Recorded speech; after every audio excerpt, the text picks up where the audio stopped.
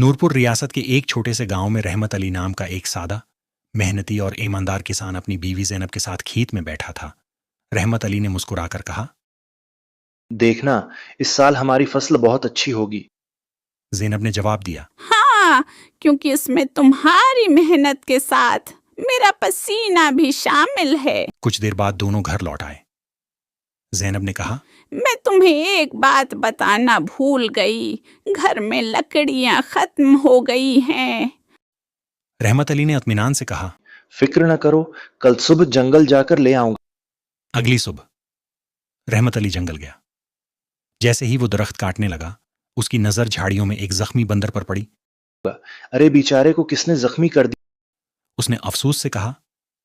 इसी वक्त एक दरवीश वहां आ पहुंचा। उसने बंदर पर कुछ पढ़ा और अचानक वो ठीक हो गया। अब बंदर इंसानों की तरह बोलने लगा।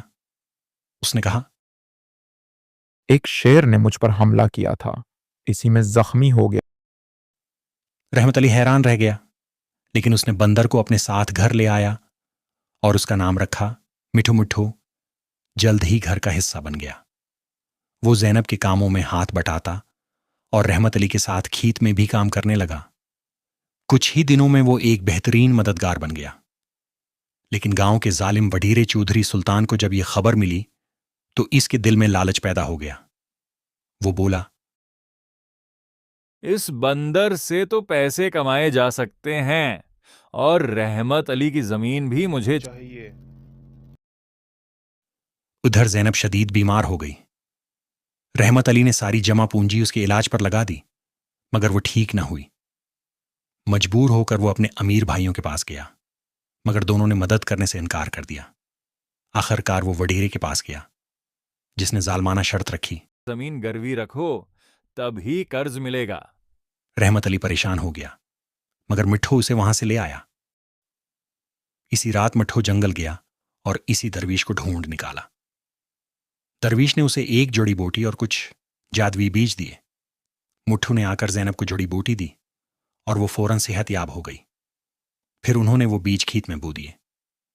कुछ ही दिनों में ऐसी शानदार फसल अगाई कि पूरा गांव हैरान रह गया।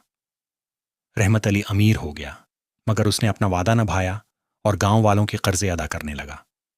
ये देखकर चौधरी सुल्तान गुस्से में आ गया और उसने अपने आदमी को रहमत अली को मारने का हुक्म दिया। एक दिन जब रहमत अली खेत में था, हमला हुआ, मगर मिठ्ठू ने छलांग लगाकर वार अपने ऊपर ले लिया। रहमत अली चीख उठा। मट्ठू मट्ठू। मिठ्ठू ने मुस्कुराकर कहा। क्या सच्ची दोस्ती कभी कभी कुर्बानी मांगती है। और वो हमेशा के लिए खामोश हो गया। इसी वक्त दरवीश जाहिर हुआ और जालिम वडीरे और उसके साथी को सजा देकर खत्म कर दिया। गांव वाले मिठ्ठू की कुर्बानी पर इश्कबार हो गए। रहमत अली ने अपने खेत में एक दरख्त लगाया और कहा, तुम हमेशा हमारे साथ रहोगे। सबक। कभी कभी सच्चा दोस्त इंसान नहीं होता, बल्कि एक ऐसा जानवर होता है जो बेलोस मोहब्बत करता है और वक्त आने पर अपनी जान भी कुर्बान कर देता है।